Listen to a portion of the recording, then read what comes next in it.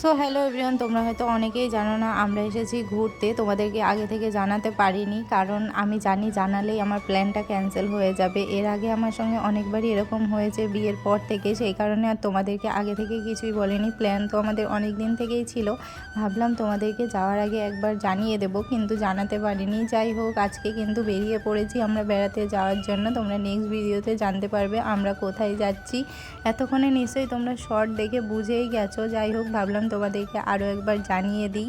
আর হ্যাঁ, তোমাদের মধ্যে অনেকেই জানতে চাইছো আমি কেন ভিডিও আপলোড করছি না। আসলে আমি তো বাড়িতে থাকলে ডেলি ভিডিও আপলোড করি, দিনে প্রায় অনেক কটা করে ভিডিও আপলোড করি। এখন যেহেতু বেড়াতে এসেছি সেই কারণেই কিন্তু আমি ভিডিও আপলোড করতে পারছি না। আসলে ঘোরাঘুরি করতে করতেই সময় কোথা দিয়ে চলে যাচ্ছে বুঝতেই পারছি না।